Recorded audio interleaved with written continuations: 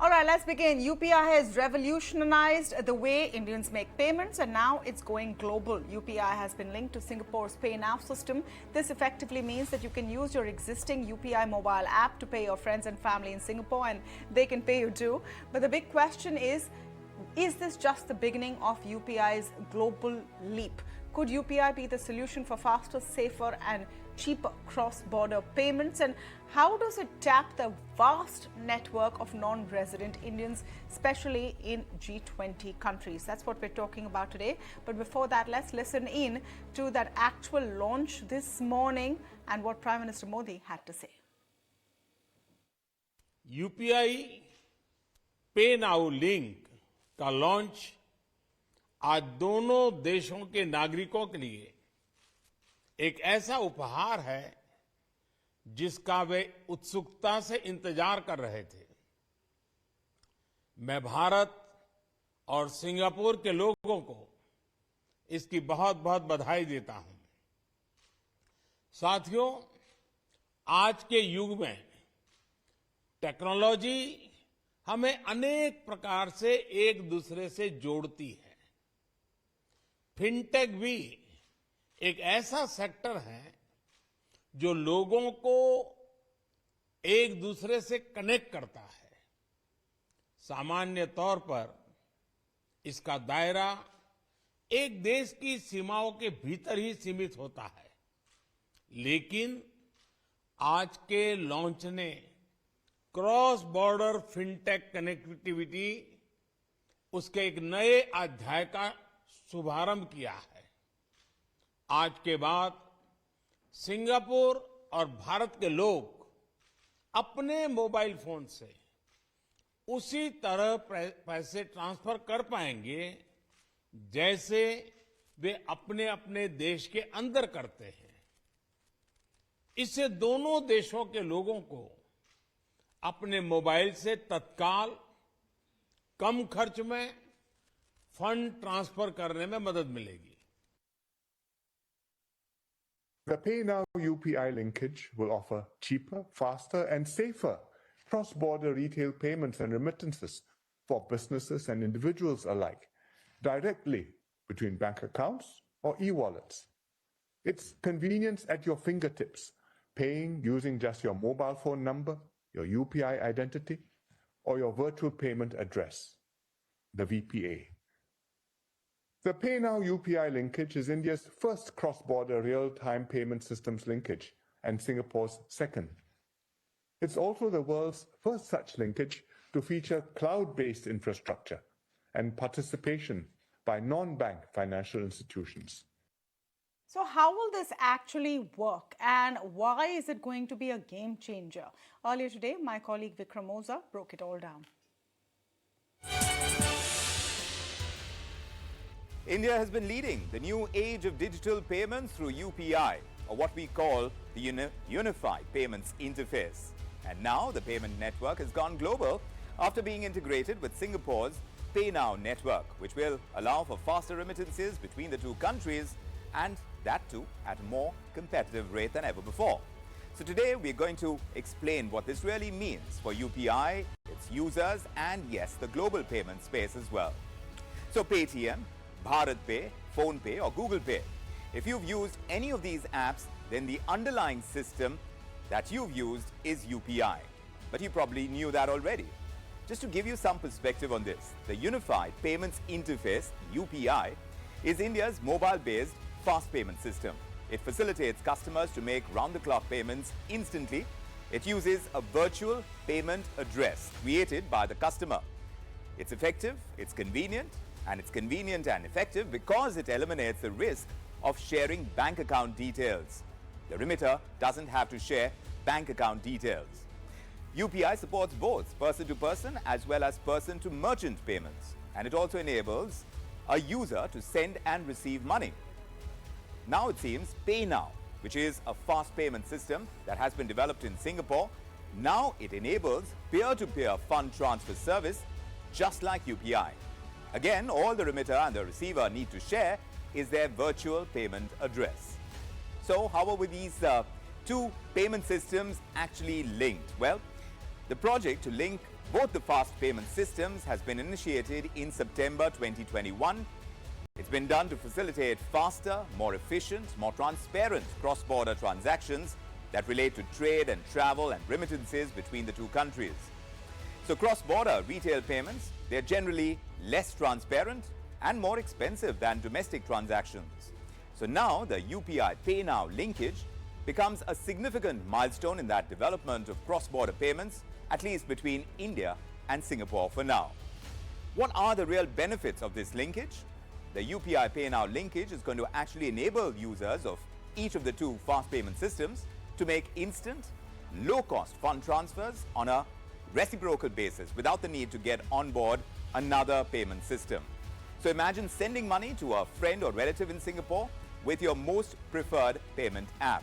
No need to get on PayPal, or Swift, or any other payment system for that matter. And that's what makes it so simple and so beneficial.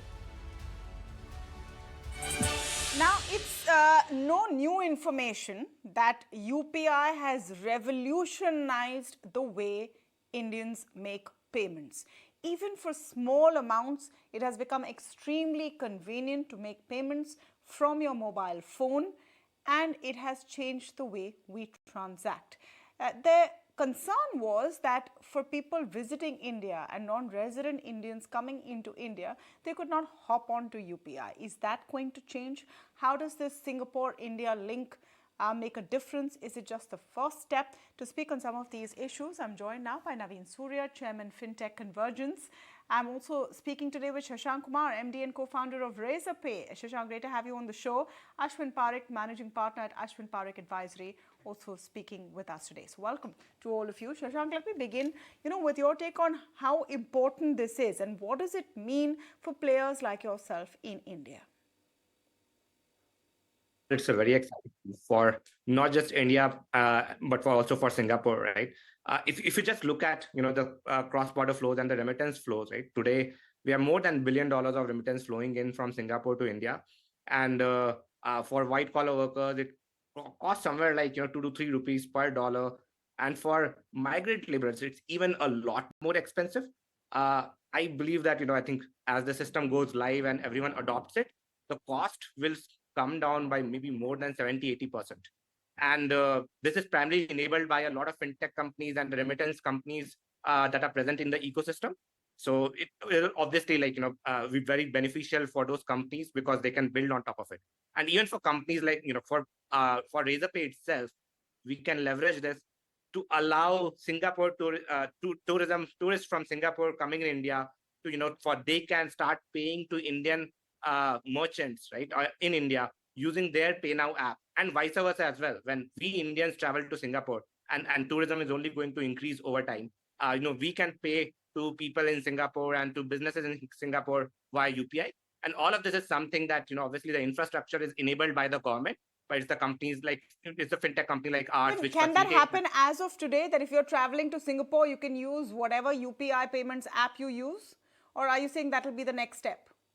That will be the next step. It doesn't happen by default. Today, primarily those payments happen via card or whatever else instrument that you use. Okay. But UPI will become a very good, instrument to make that payment. No, that would be a game changer, especially if that's now extended to G20 countries. Remember, there are 10 countries shortlisted to start this, and step 1 is Singapore. Naveen Surya, is this also a recognition of the robustness of the system of UPI? UPI has gone from strength to strength, but this is the next level, isn't it? Of course it is. See, India was already leader in fast payments, which is what UPI represents, right? And including IMPS, which started this whole journey. And if you look at inward remittance business, India is the largest country to receive inward remittance. As far as outward is concerned, is one of the fastest growing. And it's not far that in the next 5-7 years, we actually overtake and become one of the largest even outward remittance. So currently what's enabled is that what experience you have of a real-time payments in India and domestic, same thing between two individuals can happen now. Obviously, it's a starting phase. So certain banks, certain first time also non-bank entities having a valid regulated licenses can also be part of this. So that's again a very big move, which means not just banks, but even wallet companies benefit from this over a period of time, which also means even consumers who don't have bank account, but let's say they are receiving these remittances can also receive this, and financial inclusion also grows. So I think it's a historical movement for our country. And as you already showing on the screen, other countries, I think as we extend it to UK, US, I think it will be huge volume. And I guess UPI is already tested. I mean, one of the largest transaction already in terms of volume of the transaction. So it just puts very clearly that the next biggest opportunity, which is also, by the way, a global goal within G20 and even let's say the across global banking community, that we have to reduce the cost of global remittances, make it faster and seamless. So lesser time, faster, and lesser cost. All those three goals gets achieved with us. Yeah, meanwhile, look at how rapidly UPI has been growing in terms of adoption and numbers. Between 2021 and 2022, there was a 100% jump in spread and access. It was about 73% for the last year, and it's consistently growing from strength to strength. Ashwin Parekh, how does this change the lives of NRIs and Indians who have relatives abroad? Because that list we were showing, this is these are countries where there is a large Indian presence as well. Singapore has about 6.5 lakh people of Indian origin or NRIs living there. Yeah, so no, certainly. I mean, it's actually not just NRIs, it's a little beyond NRIs, because we're talking about settling retail, let's say, retail transactions. So where the merchants from the participating countries, I mean, today it's Singapore, I mean, under the new arrangement, but it could be more countries, as you said. So, I mean, it's not just NRIs, it's retail trade transactions can be settled by way of this. Indians travel a lot outside. The other people also come down to India. So travel is only one of the aspects. Remittances, as earlier it was said, Surya, I mean, remittances into India or remittances outside of India will also be facilitated by this arrangement. So the old traditional method of bank-to-bank transfer is actually in some form or the other, it's getting a new shape. Banks will still be involved in settling the transactions, but I mean, the platform becomes the UPI and PayNow Connect in case of India and Singapore. So it's not just NRIs, it's all retail kind of transactions. For even an Indian traveling to Singapore and picking up anything from a merchant, for example, he can settle his transaction by way of UPI payments. Various factors have really led to this, I suppose. India can boast to be one of the largest, I mean, one of the best payments kind of a platform environment with smart devices available with people hooking on to a UPI kind of payments in the normal course for domestic transactions. The facility of the entire thing is mind-boggling, really. I want to talk about what this means for smaller businesses in India as well. Naveen, Surya, smaller businesses in India have seen their reach grow massively because of a combination of a robust digital payment system and the spread of social media, etc., within India. You have, a real opportunity today for smaller businesses which did not exist earlier. Does this also increase the scope for them? Well, of course it does, Tamanna. I think while it clearly restricts the transaction currently to P2P, but like we said, there are a lot of trade transactions which are like P2P, especially in terms of a smaller hotel, smaller travel transaction, smaller retail transactions for even hotels, etc. So, or restaurants, etc. So again, a lot of transactions, even in domestic markets, sometimes we see actually instead of P2M ends up becoming P2P. And I think those transactions definitely will come in here. But I also believe that this categorization of P2P will very soon be extended, like even Sasank was saying, and where again his company can play an important role, that it will also be P2M. And let's not forget that for a tourist coming in, RBI has already announced some relaxation on UPI, where again certain countries, certain banks, now US numbers and other mobile numbers can be used when the tourists or NRIs are coming in India. That is still to be implemented, isn't it, Naveen? It's in process. I think it started with certain numbers. The notification is out from NPCI to certain banks to start and onboarding, let's say, international numbers. So it's a process that has begun. So I won't say it's not implemented. The process has begun. But like you said earlier, it is a start, and any big beginning for even bigger things has to be with a smaller step. And let's not forget that UPI ultimately is a payment pipe where you're using your bank money. And parallelly, we are also doing a pilot of a e-rupee. which again will drive financial inclusion and even smaller merchants, even when they don't have a bank account to transact. So the moment that e-rupee concept or a digital rupee concept gets added to UPI, and again on a cross-border, it's not just real time, it's more secure, it's also even lesser costly because again, for currency, government bears most of the cost. So if you combine all these factors and just fast forward 2 to 3 years, you will see a much larger success what you're already seeing with UPI in a pure play domestic transaction, not just for an individual, but also like you rightly said, smaller businesses, even mid-sized businesses, and even corporates as wholesale CBDC start leveraging some of these platforms. Uh, Shashank Kumar, do you see that timeline as well? A growth of this in the next 2 to 3 years, or do you see this happening quicker? What about transaction limits being put into place, like it is currently between India and Singapore? What is the sort of movement you'd like to see there?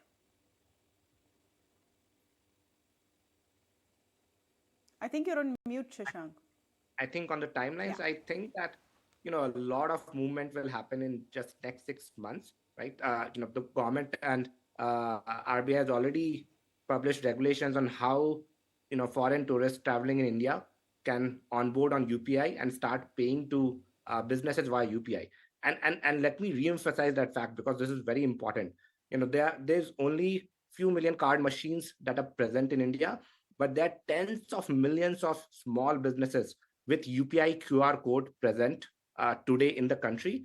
And in a matter of few months, all the tourists that are traveling to India can start paying those businesses with UPI. And I think that will be a significant boost. That will also show how popular UPI is, how good UPI is to everyone across the world. Because we talk about that story a lot, but people outside India today don't experience it. And the moment you experience it, I think the value of UPI, it's already a great story. I think it will go from great to even better than what is that, right? So I just wanted to re-emphasize that point in this sense.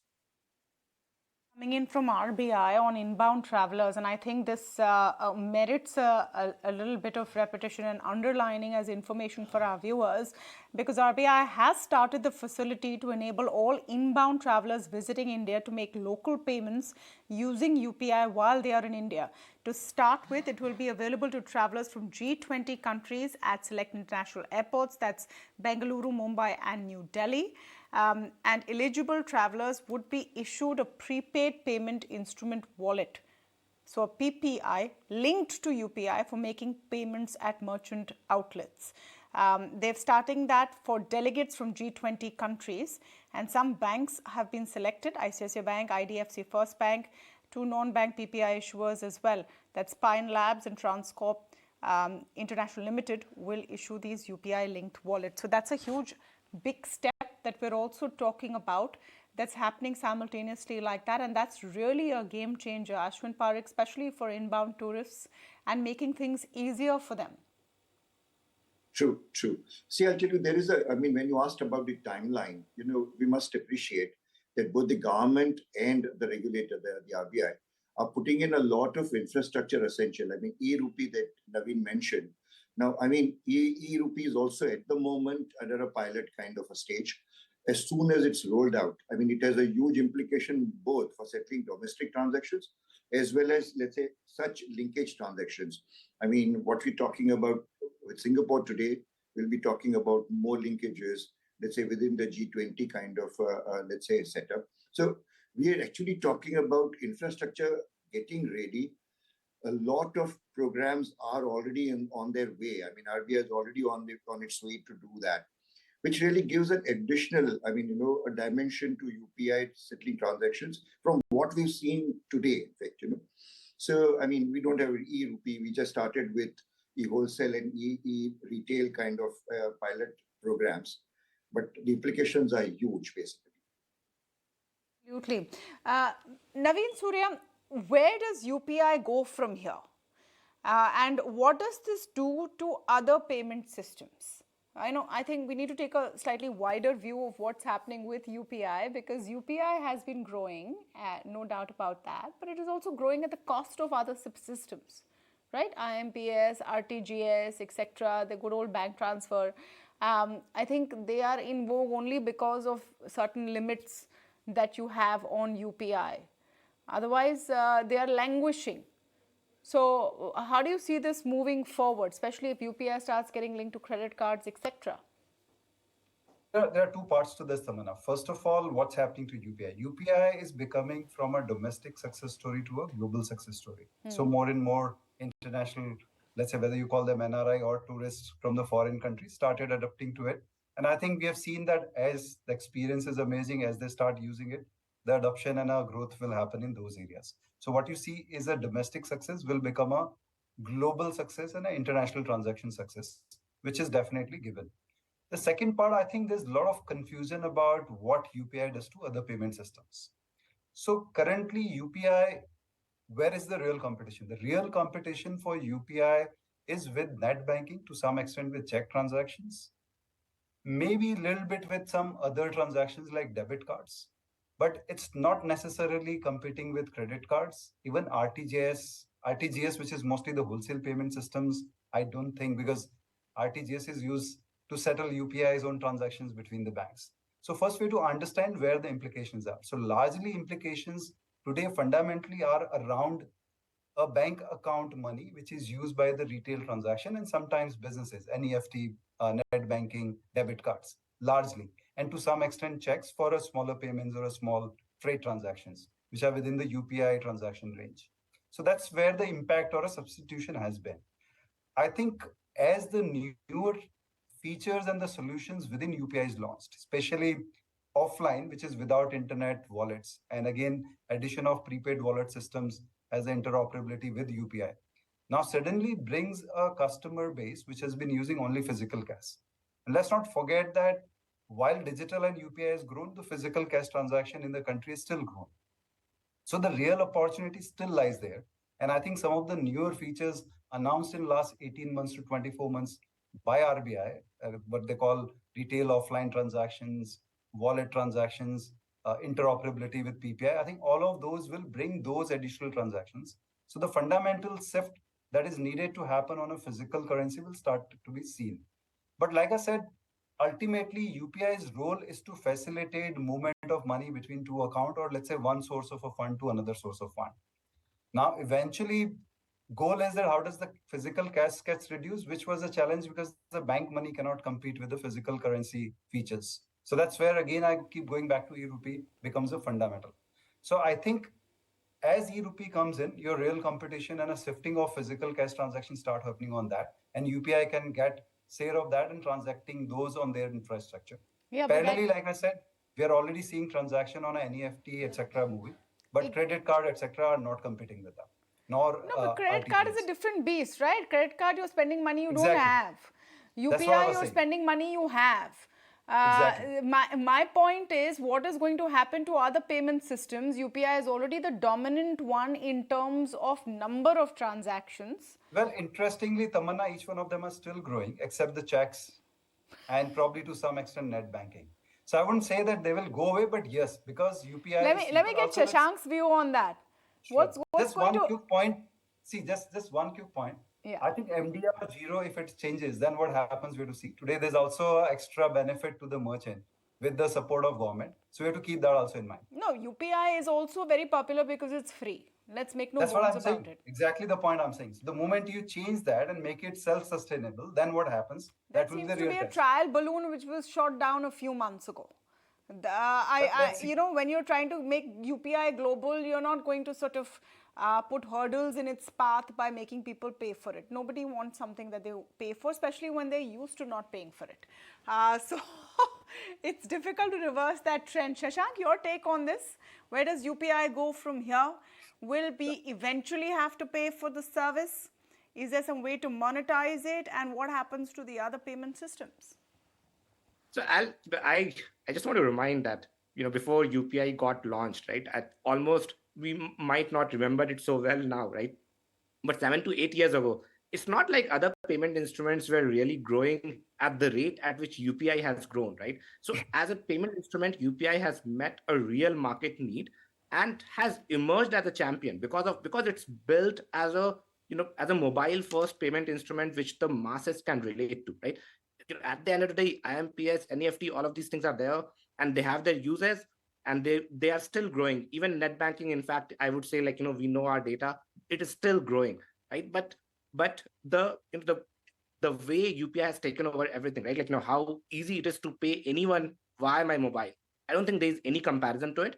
And so I think, the end goal of replacing cash that all of us has as an ecosystem for the government, I think UPI is the best suited payment instrument to capture that goal. And but if you look at it today, while there has been significant growth, there's still a lot of opportunity present. There's still, cash is still growing. So we need to figure out, various ways we can take UPI ahead to replace it, right? I don't know if that is still the only goal post for UPI. I think we're being a little blinkered. Domestically, I think it's definitely there. See, I'll outline, like, 3-4 things that primarily, like, we should look forward at, right, for next 3-4 years, right? One is, like, how can we replace cash, because that, I think, is fundamentally extremely important. Second, I would say, is, how can we ensure UPI gets linked more and more with countries out, across the world, especially where there's a lot of remittance flows, because it can bring down the cost of remittance for a lot of migrant laborers as well as skilled workers by 60-70%, and that is I think, a very noble goal to chase for the country, right? Third, I think, is, we need to spread the UPI story more and more, right? It's not just about people in India recognizing and using it and leveraging its benefits, right? But there are a lot of countries around the world which don't have the kind of technology that India can build, and NPCI is already taking steps in that direction. But I think we should continue on the path and see, like, how we can have other countries experience the technology of UPI and maybe they will pay for it. payment. Maybe they're the ones who will pay for it. If we don't want to charge users. Okay, I'll have to wrap this up. And I'll see the last point, is that, we need to continue figuring out how to enable credit on UPI. Yeah. Because I think that will enable, significant further growth. True, but then that comes with its own can of worms. Because like I said, UPI works smoothly. It's very easy to do, but it's your own money that you have in your account that you're using. Once you link it to credit, it's a whole different, I suppose, conversation.